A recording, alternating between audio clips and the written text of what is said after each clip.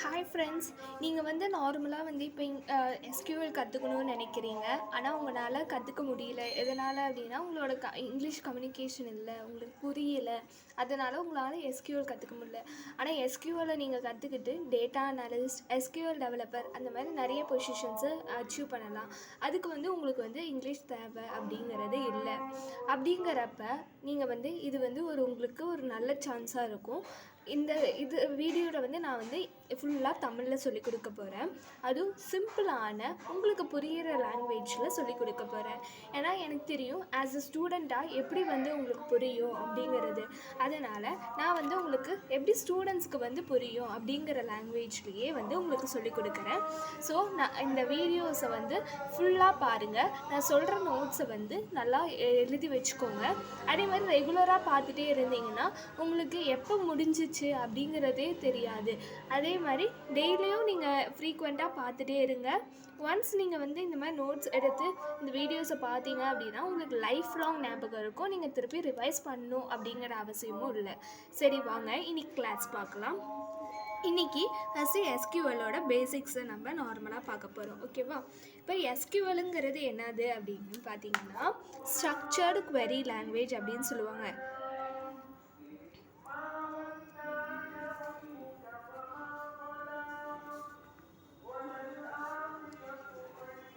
ஓகேவா? நெக்ஸ்ட்டு இப்போ நம்ம இன்றைக்கி ஜஸ்ட் பேசிக்ஸ் மட்டும் தான் பார்க்க போகிறோம். அதனால் ஃபஸ்ட்டு நான் என்ன எடுக்கிறேன் அப்படின்னா டேட்டானா என்ன அப்படின்னு எடுக்கிறேன். ஓகேவா?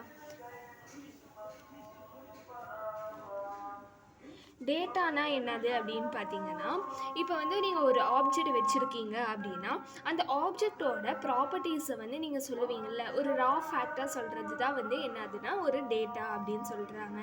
இப்போ ஃபார் எக்ஸாம்பிளுக்கு நீங்கள் வந்து ஃபோன் வச்சுருக்கீங்க. இப்போ இந்த ஃபோனோட ஃபீச்சர்ஸ் சொல்கிறது, இந்த ஃபோன் எப்படி இருக்குது அப்படிங்கிறத நீங்கள் தனித்தனியாக சொல்லும் போது அது எல்லாமே சேர்ந்து என்னான்னு சொல்லுவாங்க அப்படின்னா டேட்டா அப்படின்னு சொல்லுவாங்க. இதோட எக்ஸ்ப்ளனேஷனை வந்து நீங்கள் எப்படி எழுதலாம் அப்படின்னு பார்த்தீங்கன்னா it is a raw fact. ஓகேவா? நெக்ஸ்ட்டு which is used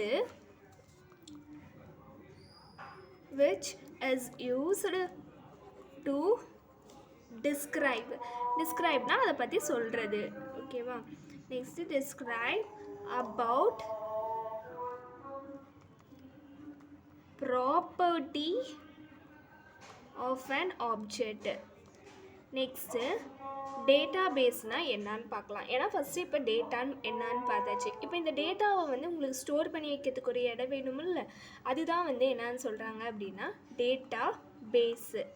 ஓகேவா? இப்போ இந்த டேட்டா பேஸுங்கிறத நம்ம என்னான்னு சொல்லுவாங்க அப்படின்னா ஒரு மீடியம் இல்லைன்னா கண்டெய்னர், எங்கே வந்து நீங்கள் அந்த டேட்டாஸை வந்து ஸ்டோர் பண்ணி வைக்கலாம். அது வந்து நீங்கள் ஸ்ட்ரக்சர்டு மேனராகவும் அப்புறம் சிமாண்டிக் மேனர். ஸ்ட்ரக்சர்னால் என்னது? இப்போ வந்து நீங்கள் வந்து ஒரு டேட்டாவை வந்து எழுதுறீங்க அப்படின்னா இப்போ வந்து அந்த இடத்துல ஹெட்டிங் வந்து ஃபீச்சர் அப்படின்னா உங்கள் அந்த ஃபோனோட ஃபீச்சர் சொல்கிறது. அப்புறம் அதோட ப்ரைஸ் அப்படின்னா அதோட ப்ரைஸ் எல்லாம் எழுதுறது. இந்த மாதிரி தனித்தனியாக பிரித்து அது ஒரு ஸ்ட்ரக்சர்டு ஃபார்மேட்டில் எழுதுறது தான் வந்து ஆர்கனைஸ்டு மேனர் அப்படின்ட்டு சொல்லலாம். இதோட டெஃபினேஷன் எப்படி எழுதலாம் அப்படின்னு பார்த்தீங்கன்னா it is a medium container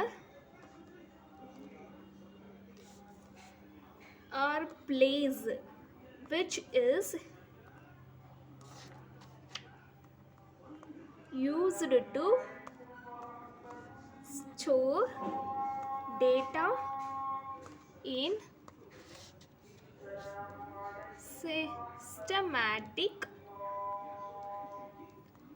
and organized manner.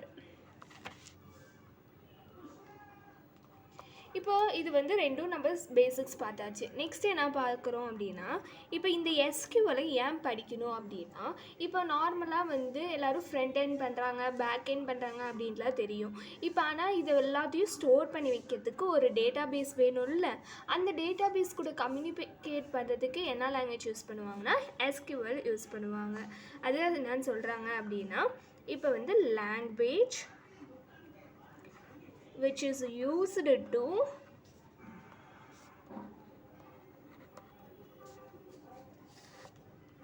communicate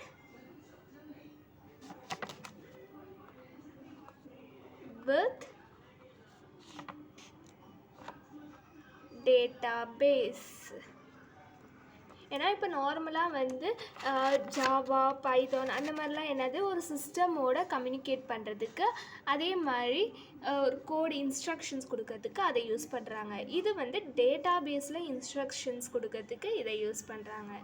next இப்போ நீங்கள் ஜாவா சி அந்த மாதிரி லாங்குவேஜஸ்லலாம் வந்து ஆப்ரேஷன்ஸ் அப்படின்னு பார்த்துருப்பீங்க. என்னென்ன operations? Arithmetic operation, logical operation, அந்த மாதிரி ஆப்ரேஷன் பார்த்துருப்பீங்க. அது வந்து எதுக்கு யூஸ் பண்ணுறாங்க? அங்கே இன்ஸ்ட்ரக்ஷன்ஸ் கொடுக்கறதுக்கு, அடிஷன் பண்ணுறதுக்கு, அங்கே வந்து லாஜிக்கு கொடுக்கறதுக்கு, ஆர் அண்ட் அந்த மாதிரி லாஜிக்ஸை கொடுக்கறதுக்கு.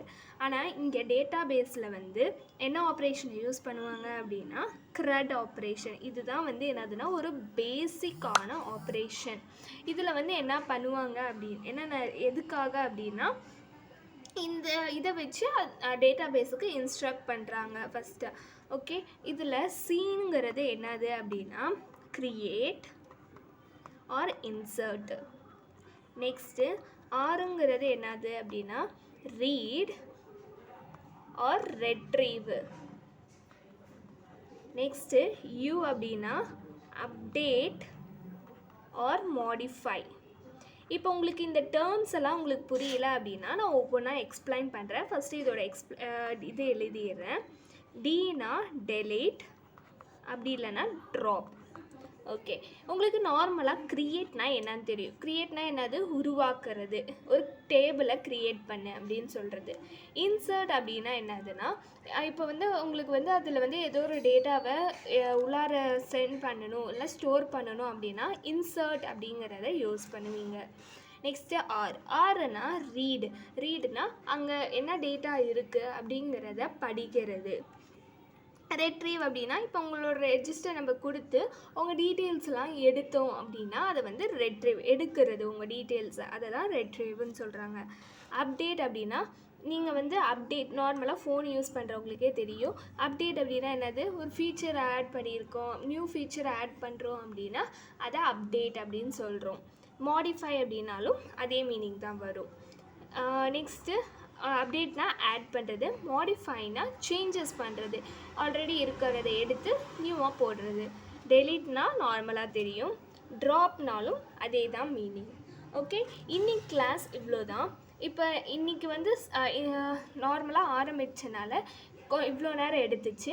நாளையிலேருந்து நிறையா பார்க்கலாம். அதனால் கண்டினியூஸாக இந்த வீடியோஸை பாருங்கள். சீக்கிரமாக நம்ம முடிச்சிடலாம். அதே மாதிரி உங்களுக்கு புரிகிற மாதிரி நான் சொல்லி கொடுக்க போகிறேன். ஸோ கண்டிப்பாக டெய்லியும் பாருங்கள். தேங்க்யூ.